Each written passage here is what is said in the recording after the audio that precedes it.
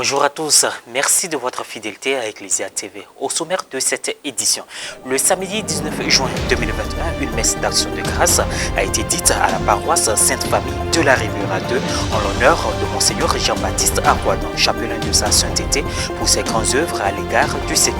À cette occasion, Monseigneur Norbert Éric Abécan, vicaire épiscopal de l'archidiocèse d'Abidjan et curé de la paroisse, a traduit sa reconnaissance à la communauté paroissiale. Le point dans un instant. En visite dans l'archidiocèse d'Abidjan, Monseigneur Pierre Dornelas, archevêque de Rennes en France, a donné un enseignement à la paroisse Sainte-Famille de la Riviera 2 le vendredi dernier sur le thème « Aime et agis bien, promotion d'une action humaine porteuse de valeurs chrétiennes face aux défis actuels de la société ». La rencontre s'est déroulée en 2 étapes. Le samedi 19 juin 2021, la paroisse Sainte-Famille de la Riviera 2 a célébré une messe de reconnaissance à Dieu pour son fondateur, le chapelain de sa sainteté, Monseigneur Jean-Baptiste Aquadon, aux anciens curés ayant servi, aux anciens présidents du conseil et leur bureau, puis aux pionniers. C'était en présence des prêtres religieux et religieuses et fidèles chrétiens du douanier Père Jean-Baptiste Thilo, à sa tête le vicaire épiscopal, Monseigneur Norbert Éric Abécan, par ailleurs actuel curé de la paroisse. Sans oublier les amis parents de Monseigneur Aquadon ayant effectué le déplacement. Un reportage de Pierre Richemont commenté par Myriam Roxane et nous. C'est en 1980 que la paroisse Sainte-Famille de la Riviera 2 a été créée sur un terrain nu, ayant comme premier curé le jeune prêtre d'antan, Père Jean-Baptiste Aquadon d'en haut, qui pratiquait une approche pastorale qui est l'église dans la cité. 40 ans après, la paroisse Sainte-Famille s'est voulue très reconnaissante envers lui et les autres pionniers en célébrant une messe d'action de grâce le samedi 19 juin dernier. Une célébration eucharistique présidée par le père fondateur de la paroisse, aujourd'hui chapelain de sa sainteté, Monseigneur Jean-Baptiste Aquadon, en communion avec les pionniers, les anciens présidents du conseil pastoral paroissial, les religieux et religieuses, quelques prêtres du doyenné Père Jean-Baptiste Thilo et les fidèles laïcs. Dans une allocution, l'actuel premier vice-président du conseil pastoral paroissial, M. Ayé-Léon Stéphane, a donné la nouvelle du jour. Dans son homélie, Monseigneur Norbert Éric Abécan, vicaire épiscopal de l'archidiocèse d'Abidjan, et curé actuel de la paroisse Sainte-Famille de la Riviera 2, n'a pas manqué de rendre hommage à Monseigneur Aquadon en évoquant ses œuvres. Le chant où l'on plante, le chant à exécuter pour la louange, et entre ces deux, il y a une personne que nous retrouvons entre les deux. Chant comme lieu où l'on plante la parole de Dieu, le royaume des cieux qui commence par la graine qu'on plante dans le champ de Dieu. On trouve une personne, Monseigneur Aquadon. Autour de la paroisse Sainte-Famille, il vous a dit un peu la date, il vous a cité des noms. Certains ont rejoint la maison du Père au ciel, que le Seigneur les accueille, comme ceux qui ont versé leur sang ici, qui ont été écrasés par la poutre. Que Dieu les accueille en ce jour où nous célébrons le Père fondateur de cette paroisse. Plusieurs moments forts ont conféré un caractère spécial à cette célébration. Ce sont entre autres la bénédiction des pionniers faite par le père Bernardin Guy, curé de la paroisse Notre-Dame de la Tendresse, la bénédiction de l'ancien bureau du conseil pastoral paroissial par le vice-doyen du doyenné Père Jean-Baptiste Thilo, le révérend Père Jean-Pierre Ouédraogo. L'acte de consécration de Monseigneur Aquadon à la Vierge Marie.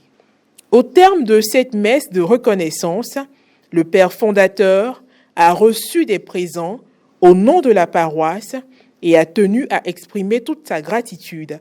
Il faut bien que je vous dise merci pour ce pèlerinage. Pour moi, c'est un jour de pèlerinage. Et je l'ai fortement ressenti au pied de Notre-Dame de la famille, la Vierge Marie. Car nous sommes tous des pèlerins sur la terre. Nous marchons vers l'autre. Et la Vierge Marie est celle-là, comme la lune, qui nous indique le chemin vers le Christ. Le travail de Dieu ne s'arrête jamais. Cette messe s'est achevée par une grande photo de famille et la dédicace de l'œuvre de Monseigneur Jean-Baptiste intitulée « La vision de la souffrance chez le Kiabio face au mystère de la passion de Jésus » vécu par Sainte Thérèse de l'Enfant Jésus et de la Sainte Face. Monseigneur Pierre Dornelas, archevêque de Rennes et responsable du groupe de travail bioéthique de la Conférence des évêques de France en visite en Côte d'Ivoire, a donné un enseignement le vendredi 18 juin dernier à la paroisse Sainte-Famille de la Riviera 2. M et agit bien, promotion d'une action humaine porteuse de valeurs chrétiennes face aux défis actuels de la société est le thème que l'archevêque de Rennes a développé en s'appuyant sur différents passages de la Bible. Après son exposé, l'Assemblée présente a eu droit à la parole. Papier image, Pierre Richemont, commentaire Roséline Mobio. Paroisse Sainte-Famille de la Riviera 2, vendredi 18 juin, les fidèles ont été enseignés par Monseigneur Pierre Dornelas, archevêque de Rennes en France, sur le thème « Aime et agis bien ». Promotion d'une action humaine porteuse de valeurs chrétiennes face aux défis actuels de la société. S'appuyant sur des passages bibliques et en partant du contexte de la réconciliation, le prélat a développé le thème selon plusieurs angles. L'écoute de la parole du Christ, dont le cœur est l'amour pour tous, sans distinction, afin de créer une société juste. La lutte contre l'individualisme, car nous sommes appelés à mettre au cœur de nos vies le service des autres. L'être humain ne peut pas exister dans le bonheur et la vraie joie s'il ne se met pas au service des autres. Et il me semble que la grande lutte contre l'individualisme, c'est faire entrer dans la communauté humaine, faire entrer dans la famille de Dieu, si Dieu donne la foi, et proposer à chacun de se mettre au service des autres. Après son exposé, a eu lieu des échanges avec l'Assemblée. Je sais les efforts qui sont menés par le pape dans le dialogue des religions, mais quelle est l'espérance qu'on peut avoir dans ce dialogue quand on sait que le monde est dominé justement par l'individualisme? Ce que j'ai appris dans mon expérience, c'est que des personnes dans la fragilité peuvent faire quelque chose, sont heureuses de faire quelque chose pour d'autres. Ne pas faire pour, faire avec. Et plus que cela, c'est donner l'initiative à la personne fragile de faire. La personne handicapée mentale, c'est elle qui va faire quelque chose pour l'autre, pour celui qui va bien apparemment, pas l'inverse. Et ça, c'est une révolution dans la compréhension de la charité, quand nous comprenons que la personne la plus fragile est capable d'aimer plus qu'on ne pense. Monseigneur Pierre Dornelas est dans notre pays pour une visite de courtoisie à son ami et frère, son éminence Monseigneur Jean-Pierre Cardinal Coutois. Soulignons que depuis quelques années, Monseigneur Pierre Dornelas accueille dans son archidiocèse des prêtres de l'archidiocèse d'Abidjan pour les études ou pour la pastorale. La paroisse Sainte-Famille de la Riviera 2 a reçu une bonne nouvelle en rapport avec la visite du prélat. Dans l'archidiocèse de Rennes, il y a des prêtres africains, des prêtres de l'archidiocèse d'Abidjan. Ici, nous sommes 3. Il y a un qui va nous quitter, c'est lui. Le père Eman s'en va dans le diocèse, dans l'archidiocèse de Rennes pour étudier.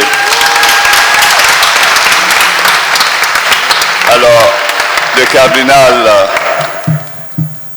l'affecte à Rennes, où il va être à la paroisse, mais étudier aussi la bioéthique. Nous allons l'accompagner de nos prières. Et voilà, ainsi prend fin cette édition. Merci de l'avoir suivi.